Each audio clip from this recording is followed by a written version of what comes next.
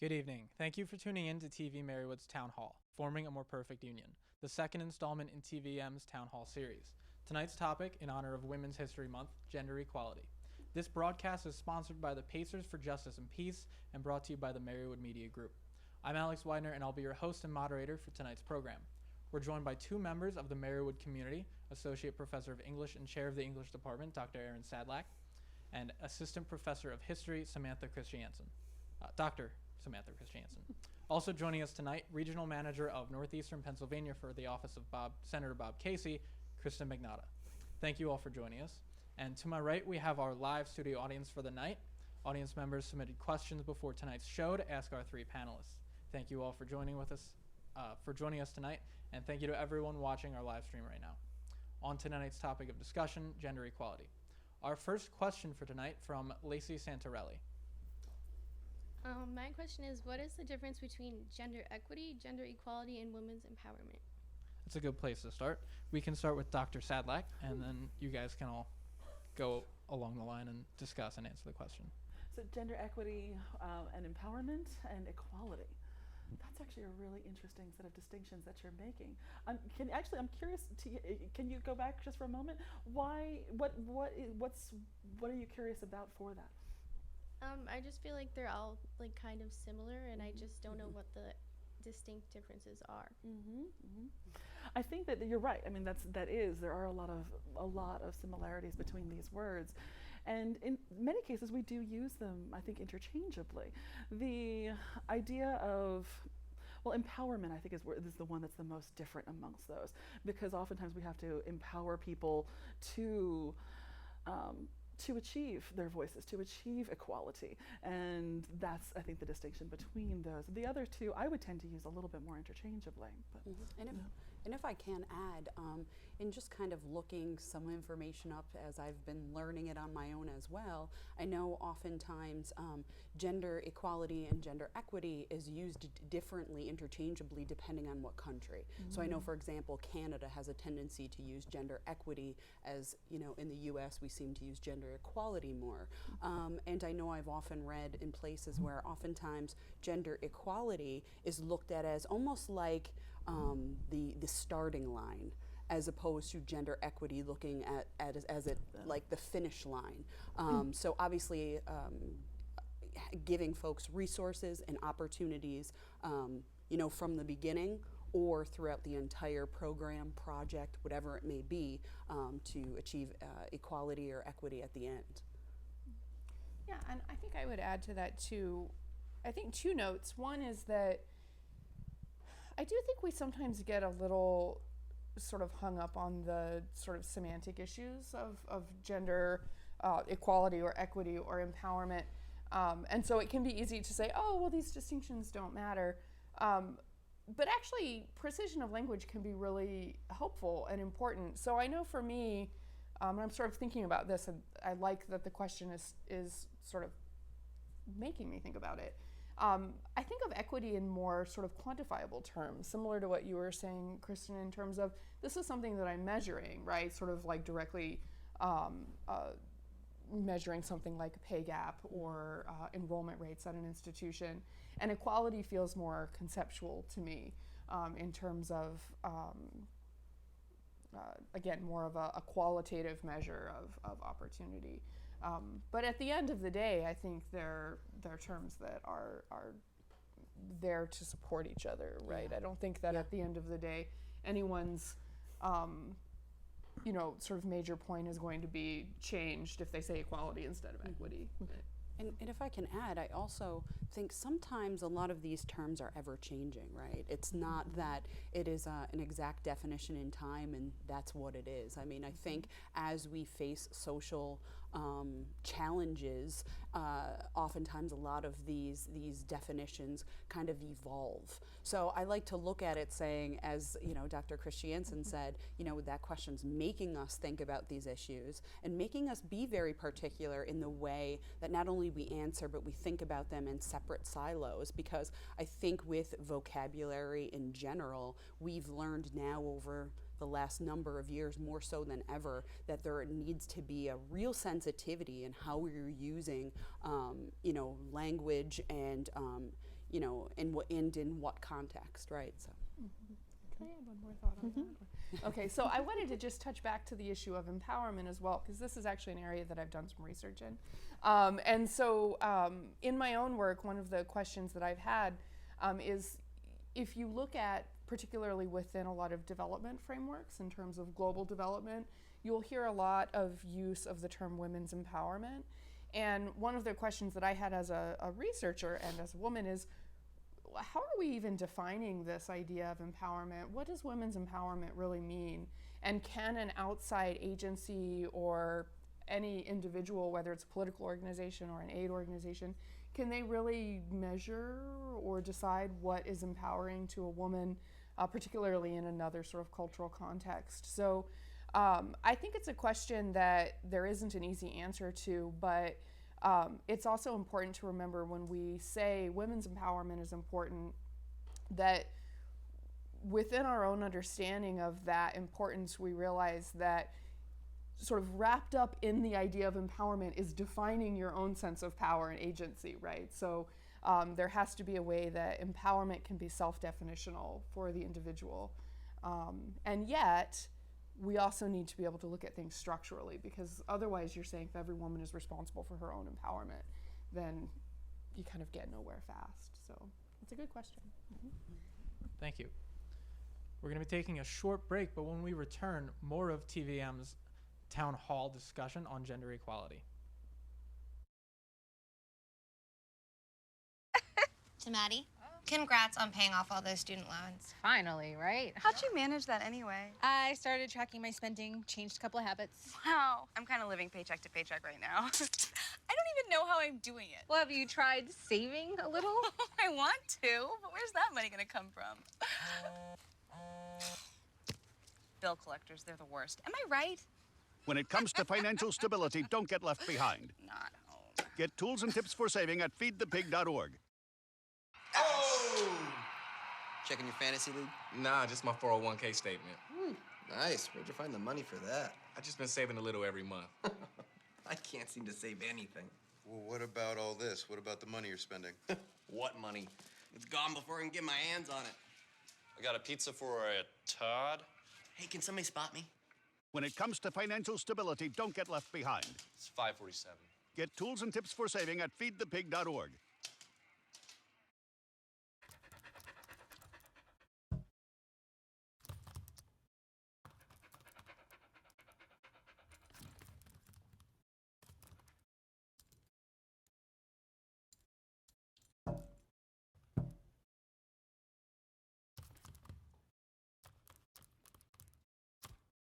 There's a shelter pet who wants to meet you. Meet one today. Visit theshelterpetproject.org. Adopt.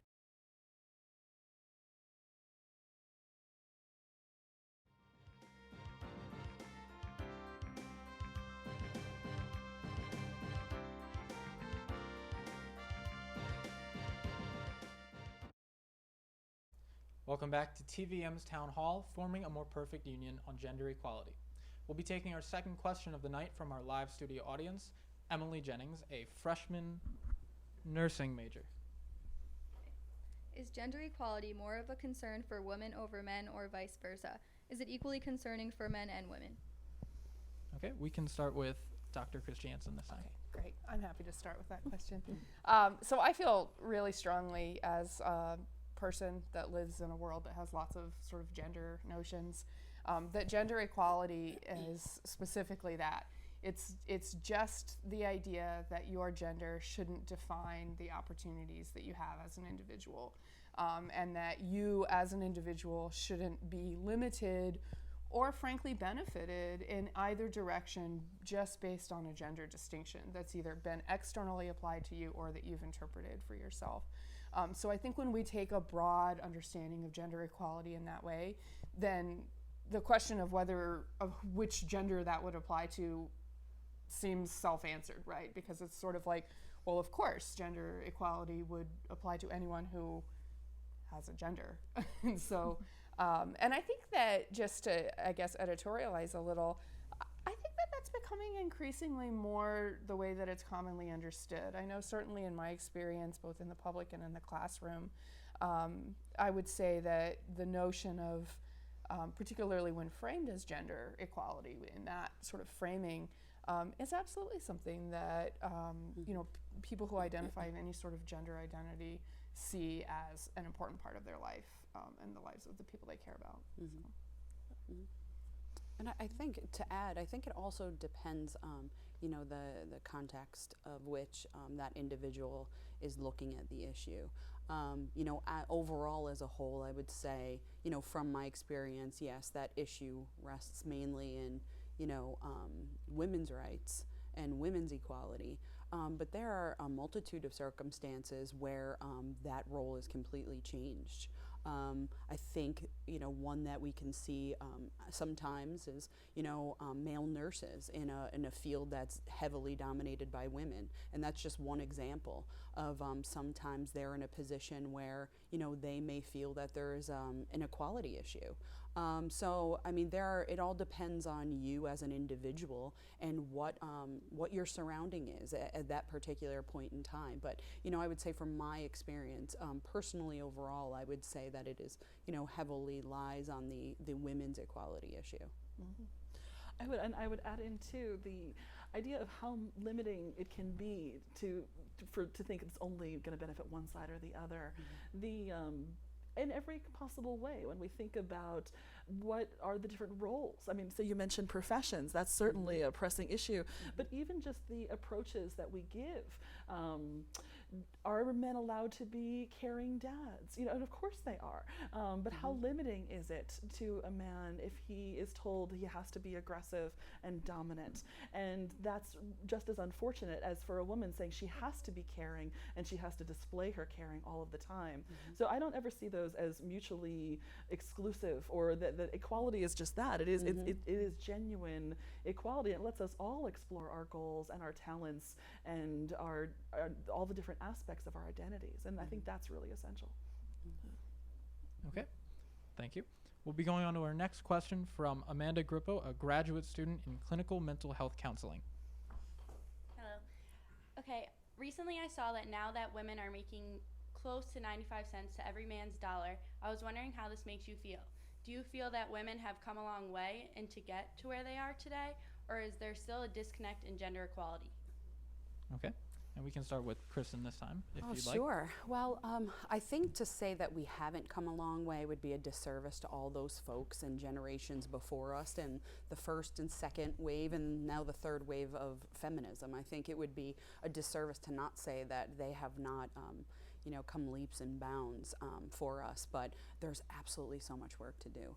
To me, even though it's 95 cents on the dollar, it's still not a dollar to a dollar. So, equal pay for equal work. That is something that I think I may have said to Sam earlier, that I can't believe that we're still debating this, right? It's almost ironic that this is something that is still being debated as just an actual right. We do absolutely have a ton of work to do, and I know that it is something that is on the radar, heavily on the radar of so many of our, community action groups, so many of our women's organizations, and certainly of the federal government. But I think it's really important, and I stress this to so many folks that I come in contact with, that your voice means everything. If legislators have to hear from individuals to know that this is a priority, and it remains a priority, and it has to be handled. Yeah. It's funny because I'm a scholar of Renaissance literature, and so yes, I can tell you that women have made enormous strides, even though that there's all kinds of problems in how people think, well, they had no power in the Renaissance, and actually that's not true either, that there are always pathways in, and oftentimes the intersections of class and gender can open up different kinds of ways. So, but yes, regardless, you have a panel of 3 women, professional women here, and you have an audience of mostly women, and I think that does tell you a lot about the fact that society has made some strides in a good direction. But I also, and while I completely agree about getting to the dollar and being essential and equal should be equal, I think there are so many ways in which too women are still disadvantaged economically. And if you look at, in general, how hard it is that we, for single moms, the vast majority, how many of those households live in poverty, how hard it is that, if one tragedy or family leave, if you need that can it can really wreck everything, can send you to bankruptcy. And so it's equal pay is essential, but it's all the things that go with it. It's helping all families, those that are, single, moms and single dads, but everyone be able to have a fair and living wage. And I think that that's some of what feminism has taught us, is attention to these kind of issues. And so I think that that's an essential step forward. And I was delighted that that was one of President Obama's first laws that he signed in with the Lilly Ledbetter Act. But I do think that that alone isn't enough. We have to keep on attending to all of these other kind of things too. And I think just to sort of add a little nuance to that as well, I think we need to be careful with these sort of statistics as well, because even the 95 cents to the dollar, there's actually really only a small portion of women that are in a place where that figure applies to them. Certainly women of color, Latino women, Asian American women, African American women are not making 95 cents to the dollar. So when we start getting into these sort of measures of success, I agree completely that it's absolutely critical that we can't just sort of focus only on the mountain that you're climbing because you just get exhausted by that. But it's also really important that we recognize the sort of intersectional dimensions where women isn't a flat category, and to speak a little more to Erin's point as well, in terms of long-term earning, in terms of retirement savings, in terms of, again, access to health care, access to promotions when women have to take maternity leave, and the sort of long-term ramifications that come with being in a woman's body, in a job. We still need to have these conversations, and sometimes this 95 cents to the dollar figure undermines the work that we do still have to do, because folks say, well, it's not really that bad, right? The problem is perceived to be minor, when we do still have a long way to go. Again, I'm not trying to spin negative. I think it's important to see where we've come, but also the diversity of women. Women's work. And I think it is. It's about a workforce package almost, right? Because we talked a little bit about expecting mothers and the pay equality, but also there are needs that are great, like daycare, childcare, and quality childcare at that.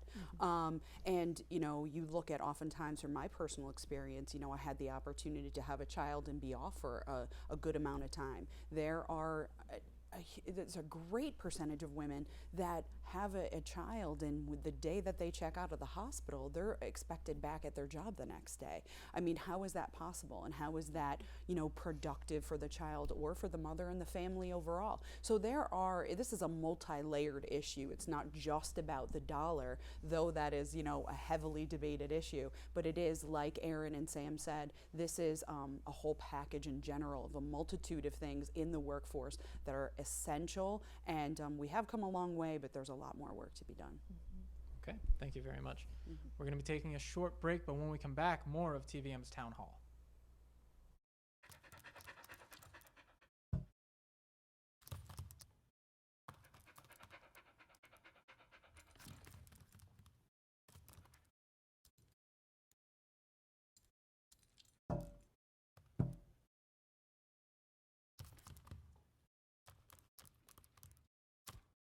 There's a shelter pet who wants to meet you.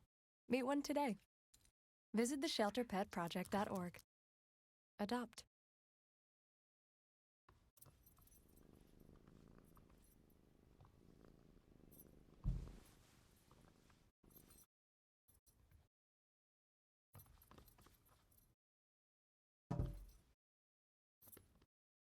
There's a shelter pet who wants to meet you. Meet one today. Visit theshelterpetproject.org. Adopt. I dare you. I dare you to change the world. Yeah, you. Getting that that college education? I dare you to be somebody important. Like be a teacher or a reality TV star. I dare you to stand up here. To call the shots. To be a role model. An inspiration. An innovator. To be a teacher. Think you can change my life? Make me excited about science like you? Have a career that really means something? Then do it. I dare you.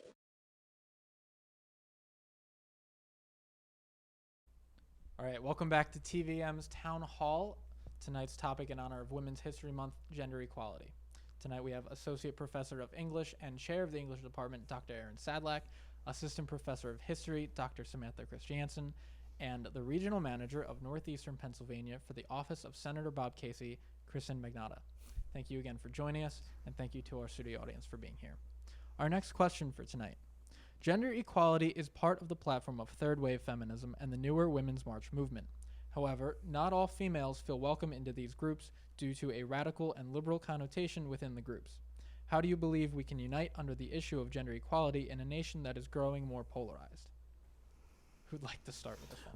Ooh, I'll give it a shot, right? When I first came to Marywood, I was the Women's Studies Director, and one of our early events, what we did was, it was on this issue of gender roles, and we had students wearing t-shirts like, this, I'm proud to be a feminist, and this is what a feminist looks like. And they talked about how when they were with the group, they felt really empowered and everyone was feeling very proud of what they were doing. But then when they were alone and away from the group, that people would shout things at them driving by in their cars. And that was a real, that word was a big word. And I've had students say to me, but I can't be a feminist because feminists hate mothers. And I can't be a feminist because feminists hate men. And I like men and I like mothers. And I would say, I like them too. That's not, that this doesn't have to be a barrier. And I'm not willing to give up on that word. I think that word is a really important word. I think it's essential to where we've been and where we're going. But it is part of having these sort of conversations of, and I think that there is a growing awareness. And that was the other thing that would happen is people would come and they would say, well, we're already equal. Why do I need this? I don't need the women's movement anymore. I'm look at me. And I know that for many times it's because the person was often very young and maybe wasn't as aware of all of the different kinds of discrimination that women still face and all of the different sorts of inequity. But I do think that's changing. I think especially in the current political climate, there is an enormous awareness of how far we still have to go. And I think dialogue is certainly a way to start. How do we embrace, how do we invite people in who maybe are afraid of certain words and yet to say, no, we have to have these conversations because it is good for everyone. Mm-hmm. And I think to add too, I think not to repeat, a term I used earlier, but, this third wave of feminism has really taken a lot of ideas and reconfigured them, right? Mm-hmm. So I think, as we said even earlier, that the word feminism has continued to evolve and feminist continued to evolve and grow. And really, I think in, the 1990s to today has really, for me, meant, powerful, assertive women. Not any negative connotation, which maybe it has meant in before, and had a real place and a real role when maybe that was the understanding of the word. But it continues to evolve, it's ever changing, and as far as roles go, I think, and I certainly don't want to speak for Sam or Erin, but we've all had experiences where you are in an environment that is heavily dominated by a different sex, and and that, I think it's about taking that word and taking that idea of being assertive and being powerful and, and knowing enough that you could be those things, but take something away from every experience. I think that's something that I like to do, is that instead of saying this experience isn't for me and this experience is outdated and not modern and current and where I want to be, I take away something from every one of those lessons.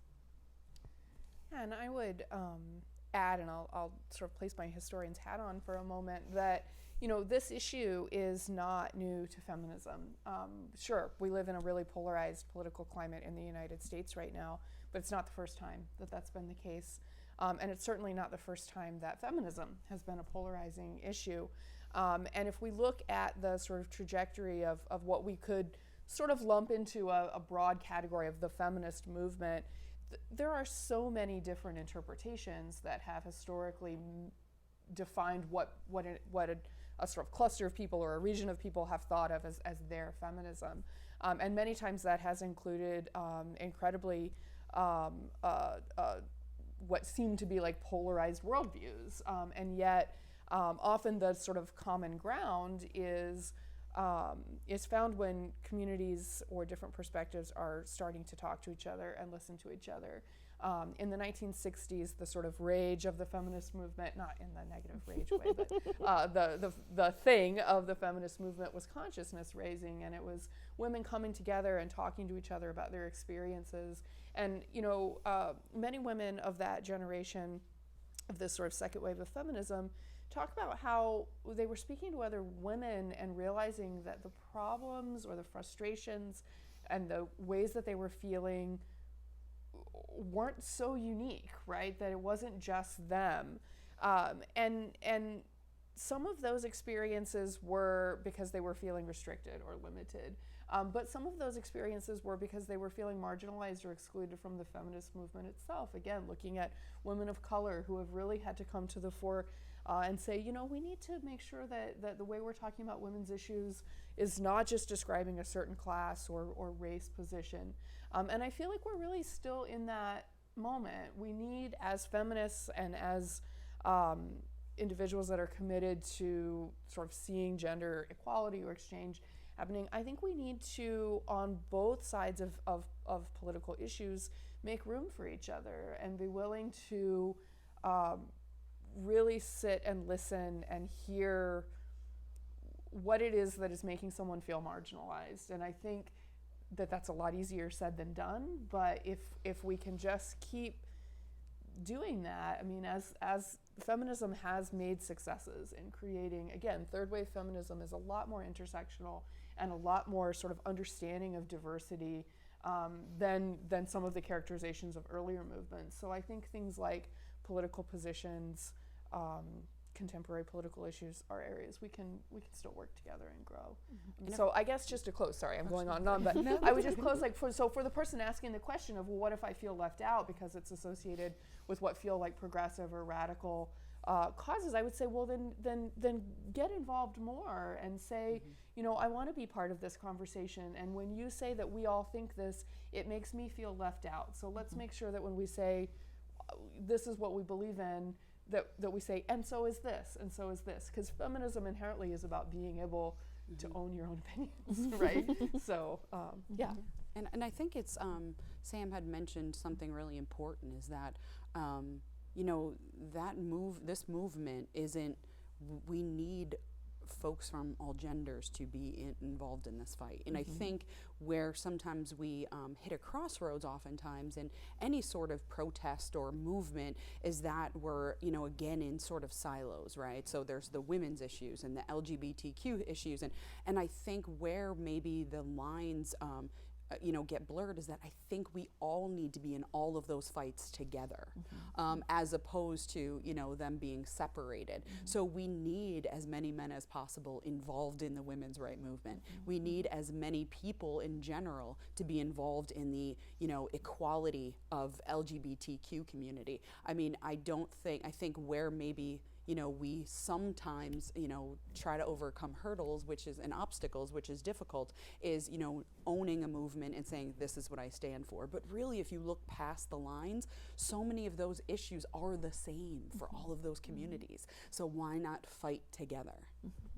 If I could add on to that just briefly, we are stronger together in its way. And I'm thinking about the ways in which people of color too, that the concerns of that, and as you mentioned, historically, this is often been a group that has felt left out. And that I agree that we've made enormous strides in that, and we do have to welcome people into the table. But I also think it's as white people, we need to educate ourselves. And I think that's essential as well in the process of things.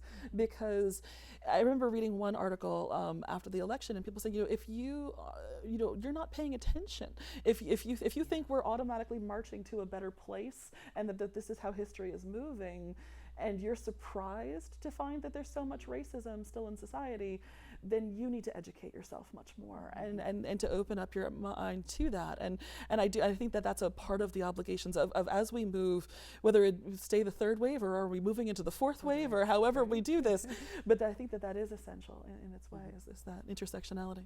Absolutely. Okay, thank you. We have to take another short break, but when we return, more of the discussion here at TVM's Town Hall. Stay tuned.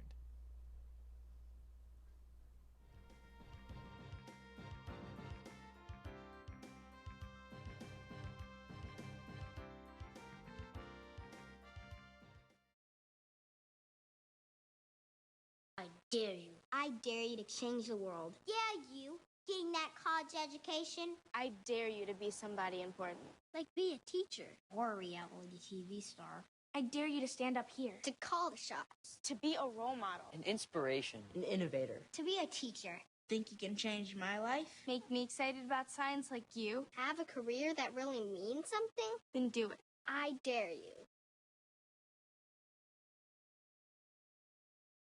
What this place needs is better graduation rates. What this place needs is less childhood obesity. What this place needs is free help with taxes. What this place needs is healthy breakfast. What this place needs is fitness programs for kids. What this place needs is early readers. What this place needs is mentors for teens. What this place needs is people to join us.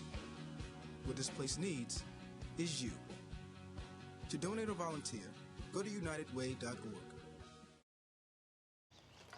You know what, guys? There's a lot of tree branches and dry brush over here. We should probably move the bonfire over there.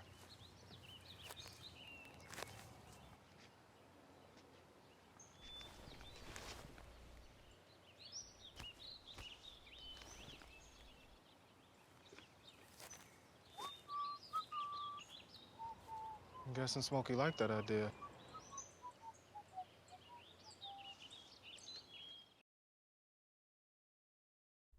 Welcome back to TVM Town Hall on gender equality. Let's get right back into the questions.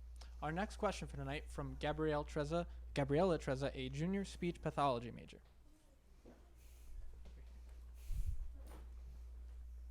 What can I do as a young Latina woman to close the wage gap for all women, Black, Hispanic, and white alike? Okay. Dr. Christiansen, if you'd like to start this time. Well, I think that I would love to be able to be like, well, here's what you can do, and go forth, and problem solved. But I think that, I mean, the first thing is asking the question, right? To going back to statements that we were all making earlier of recognizing how important it is to see the need for that question to be asked, right? That again, it's not just women's pay that we're talking about, that these identities are complex, and the consequences of these identities in terms of pay are complex. I think in terms of practical solutions, you know, it's hard not to give a canned answer to that, because like I said, I think if we knew that a really easy response to that, I would be delighted to give it. And Kristin, I think, can speak to this more so in terms of ways that you can use the political system working within our legislative process. But I also think that there's an element of education that goes with this, because I would say even to this day, when you have a conversation about the distinctions in pay, and I mean, you mentioned, you know, pay difference for a Latino woman, for example, I'm not sure that it is quite common knowledge the level of extremity that these differences are, and how that's something that I think once people, not to sound Pollyanna or optimistic, but I think once people see that, it's sort of like you can't unsee it, and it is infuriating and it's upsetting. And so the more that we just keep that conversation present and force people who are in positions of hiring and positions of negotiations to keep having that conversation. And then the last point that I would make, because I just reminded myself of it, is this issue of negotiating salary. So this has been a hot topic lately, that one dimension of women's sort of lower pay overall, right, is that women tend to negotiate their salary less aggressively than men at hiring. And there's a situation where you can imagine where if an employer is offering someone a position, they may well be offering the exact same starting pay to a male employee or a Latino woman employee or a white woman employee, but the cultural conditions in which that individual has been socialized determines how much they're going to ask for more. So if a woman then turns around and says, okay, you were going to pay me $40,000, you offered me $40,000, I'm going to ask for 42, the employer is unlikely to say, well, you know what, but this male counterpart that we just hired asked for 44, so we're going to give you 44, right? It's a negotiation. It's unrealistic to expect that. So it's also a matter of working within our socialization and as women in communities on learning to advocate for ourselves and realizing that this tendency to sort of be liked or be pleased or to feel vulnerable in a negotiation is something that we're building we're not building barriers ourselves, but we're not dismantling them. And I think also, you know, we have this tendency, and I could even say me personally, you know, you have this tendency to go into, you know, a job offer being so happy that you've been offered the job, and also then letting someone else determine your worth and your value, right? Because at that point we are so happy that we've, you know, gained employment that then the worth of our work is up to them, whatever you're willing to pay me to do that. So I think once we get past that frame of mind that we are allowed to be assertive, and we are allowed to you know, vocalize our worth and the worth of our work and our efforts, I think that is just something that we need to get adjusted to the fact that we need to be able to own that. But also to follow up on what is it that you can do, and, you know, not to sound kind of, you know, very general, but I think in the last 3 months more than ever, I have seen so much action from the community and from our nation overall, the state of Pennsylvania, and here in Northeastern Pennsylvania in my role. And I will tell you, making noise, being assertive, not giving up, and not allowing that, you know, that assertiveness to die down. I think there's always in the past been historically, you know, action groups that have, you know, been assertive when it was necessary on their issue, and then as they either gained traction or they didn't, it kind of faded out. We are not seeing that right now, and I will tell you, it is absolutely making a difference. Folks in Washington and in the state are listening to the people of Pennsylvania and the people in the nation, and it's up to you and to the community, especially college students, you know, definitely get out there, get involved, and know who your legislators are. Call those legislators, write those legislators, and certainly come visit me if you'd like. Right. We have to move on to our next question right now. So our next one comes from Madison Dashes, a sophomore interior architecture major. Okay. My question is, what role do you think President Trump has in gender equality, and do you think his role can set us back? Okay. Dr. Sadlack, do you want to start this time? Sure. Yeah. I do think it's incredibly troublesome to have a president who was caught on camera talking about assaulting women, and then having women come forward and say that he assaulted me, and the level of dialogue that we see in this country, you know, with regard to just the terrible words that were used for Hillary Clinton, and in every possible way, and to realize that that's a problem. But I think that that's also part of the solution, is the awareness that, and I think that goes back to what I had said earlier about the idea of becoming more aware of what kind of how pervasive that these kind of attitudes are, and they can be. So in some ways, you know, not that I'm giving him credit for this, but I think that this can be a way of really encouraging people to wake up and to see and to change, and to recognize where their power is, and to look at where can they get involved. I mean, one of the wonderful things that I love about Marywood is what its tradition of social justice and of advocating and empowerment, that these are part of what we believe believe in. And so to look for campus events like this one and the things like this, and we do, you know, the Pacers for Peace things, like we have little cards where we have postcards all ready to send to your legislator. And so how do we do the practical, both the educational element of discussing it, and how does it feel when you hear these kind of words being applied, and then how to advocate for it, and how to make those kind of things happen. And you know, I think that this is one of those issues that there were many through the campaign. One of the issues that President Trump was unable to sweep under the rug, just given the outpouring at the Women's March this year. And that was sustained and across you know, a multitude of countries all over the globe. So I think that wasn't an issue that was able to be pushed under the rug. And you know, and Erin had mentioned one of you know, the examples about, you know, even the derogatory statements towards Secretary Clinton. And you know, one of the things that stuck in my mind is, you know, not only all of the, you know, sexual assault and the harassment to women, but also just the idea that there were derogatory statements from President Clinton's past that President Trump brought up as if that was somehow, as if former Secretary Clinton had ownership of his mistakes or infidelities. That again took us right back to saying my husband's infidelities or mistakes were somehow my fault.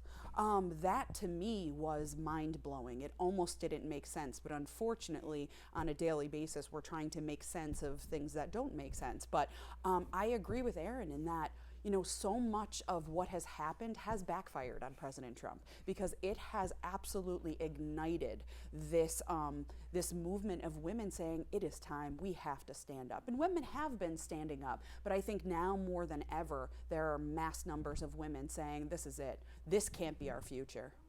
Can I cut for a moment quickly? Because it also reminds me of what happened after the Anita Hill and Clarence Thomas hearings.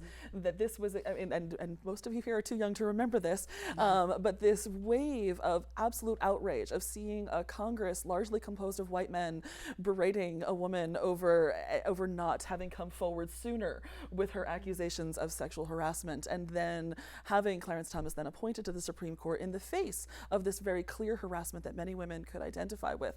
And then you saw the formations of groups like Emily's List, Early Money is Like Yeast, and the idea that you must get women then into Congress, and that there has to be that's a part of how we fix this. And I think about the photograph with Vice President Pence in the when he was meeting with the Freedom Caucus about healthcare, when they decided that they were going to not make it mandatory anymore to cover maternity care and pediatric care and all of these other kinds of things that are essential, and not a woman in the picture and not a person of color in the picture. And I think that we have to see these images. I think we have to recognize them, and then we have to own our power, because what happened after those hearings was that women did get elected to Congress. And so we do have enormous power when we set our minds to it, and I think that's essential. Right. I don't mean to interrupt anyone, but we do have to cut to another break. When we come back, we'll have more questions for our panelists at TVM's Town Hall. You know what, guys? There's a lot of tree branches and dry brush over here. We should probably move the bonfire over there.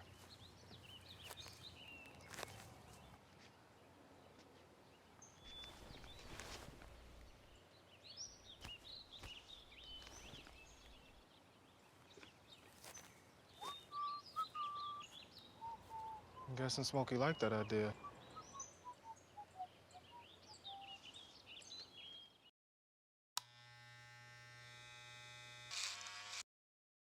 You've messed up your son's haircut. Mom? Do you A, try to fix it? Like it never happened. B, work with what you got? Or C, show solidarity? Thank you, baby. As a parent, there are no perfect answers. But you don't have to be perfect to be a perfect parent. Thousands of teens in foster care will love you just the same. Welcome back to TVM Town Hall on Gender Equality. I'm your host for tonight, Alex Widener. Our guest panelist tonight, Associate Professor of English and Chair of the English Department, Dr. Erin Sadlack, Assistant Professor of History, Dr. Samantha Christiansen, and the Regional Manager of Northeastern Pennsylvania for the Office of Senator Bob Casey, Kristin Magnotta.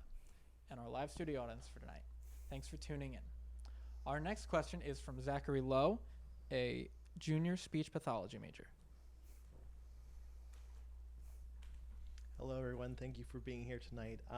Continuing with the political questions, do you have any apprehensions, or does the Trump administration scare you in any way?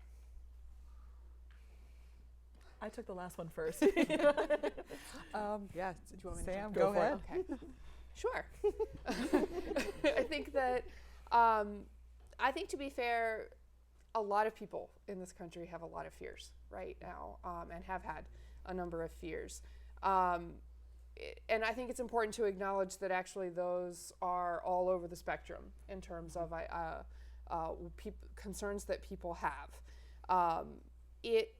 In many ways, the Trump administration is perplexing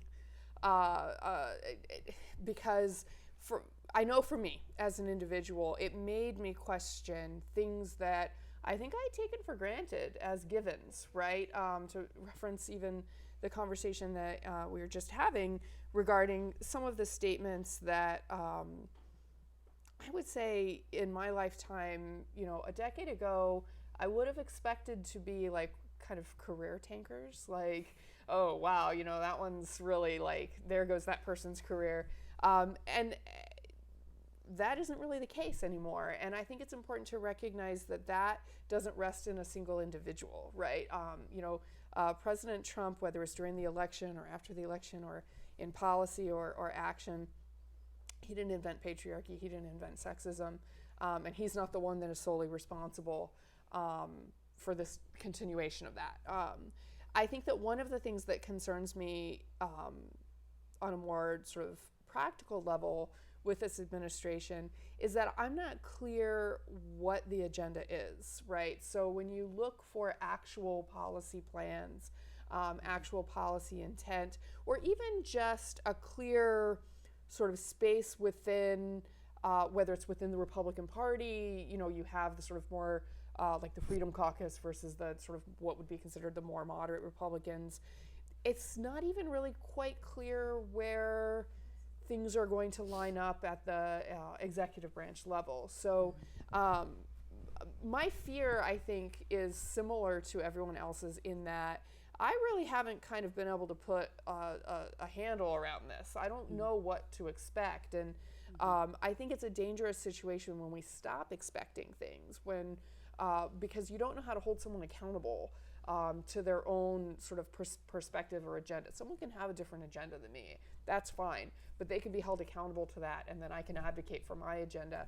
But I think the biggest fear a lot of people have right now is I don't really kind of know how to react to this. I don't even know what I'm responding to. It's a shifting ground. So maybe that's a little dismal. But. And I think from my perspective, right, I mean, in other administrations, if there was a hiccup, you had a few days to wrap your head around it and gather some facts.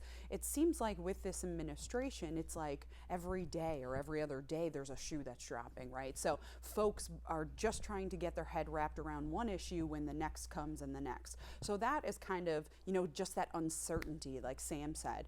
But, I think also, the one thing I could say is, yes, there are concerns, but I have to be very practical in what are the concerns of today. So for the last few weeks, it's been the budget, right? And I look at a lot of things that have been zeroed out, like Meals on Wheels, things like that to feed seniors that are, many of which are homebound, LIHEAP, which helps to, pay the heating bills for some of our seniors, community development block grants, healthcare. I mean, these are all things that are just so unbelievably essential that I kind of have, Medicaid.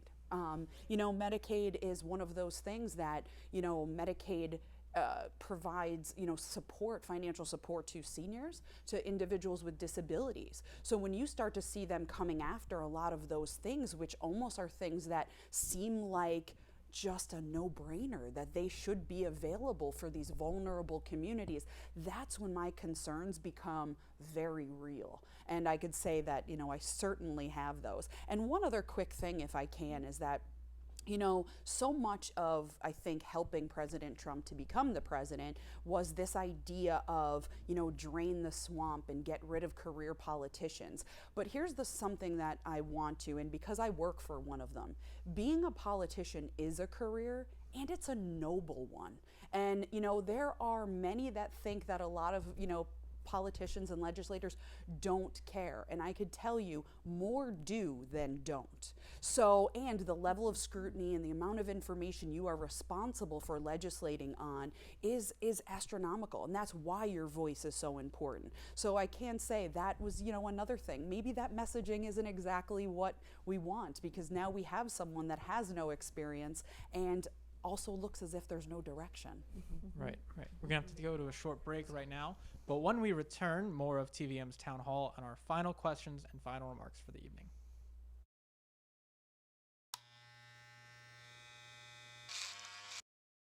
You've messed up your son's haircut. Mom? Do you A, try to fix it? Like it never happened. B, work with what you got? Or C, show solidarity? Thank you, baby. As a parent, there are no perfect answers. But you don't have to be perfect to be a perfect parent. Thousands of teens in foster care will love you just the same. This is the story of a boy who is very sensitive to lights and sounds. So he built secret hiding places where nothing could get in. The boy didn't like looking people in the eye. It made him feel uncomfortable. One day, he found out he had something called autism. His family got him help, and slowly, he learned how to live with it better. Early intervention can make a lifetime of difference. Learn the signs at autismspeaks.org. Thanks for tuning back into TVM's Town Hall, forming a more perfect union. For those just joining us, we have a live studio audience with us tonight, as well as our guest panelists. Our next question for tonight from Sister Maria Rose Kelly, Assistant Professor of Religious Studies. My question brings us right here to Marywood, and I was wondering if you could say how Marywood rates either positively or negatively in terms of equality. And if you see some negative things, would you have anything to suggest? And I hope this doesn't leave you out. That's but okay. Dr. Sadlack, if you'd like to start this one. Sure. Let me start with the positive. It's always nice to start with the positive. You know, I remember when I came here for my job interview, being told about Marywood and the idea that this was an institution founded before women had the right to vote, that was specifically for the purpose of educating women to be leaders in their communities. Right on. That's it. I'm like, sign me up. I'm here. You know, there's nothing else I would want.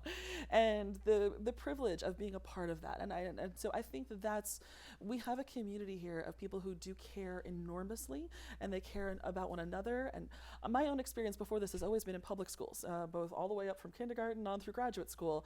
And I don't know a more committed community to service than this one. I think that that's an enormously important thing. But there are ways in which I think both in terms of how we deal as a community, you know, that with, you know, again, the sort of the pushback that I mentioned earlier on, well, I can't be a feminist. I don't think this way. But even I think sometimes in our own practices, you know, we. Well, I'll tell you, my first year, so when we were hired, there were a couple of us who hadn't finished our dissertations when we were hired. And it was made very clear to us that we had to finish our dissertations or the offer would be rescinded. We had to be successful. But that wasn't true of the male professors who were hired in our cohort. They were given years to finish after they got here. And so that was, and when you realize that, you know, who knows, there may have been a lot of other things that was way too small a sample size, I don't know. But it was hard not to look at something like that and think, how much do we stand up to our values? And I think that comes back to, it's always there. There's always a part of society, patriarchy is real, it's always here, and we're always contending with it. And the sisters that I've worked with, the colleagues that I've worked with, the students I've worked with here, it's such an amazing group of people willing to fight those fights that I think that gives me a great deal of pride in this community. Yeah, I think I can speak a little bit to the sort of current state as well, and having not been here as long as Erin, but I think there are right. I think there are positives. Again, to start with positives that are obvious, right? I mean, there is a culture of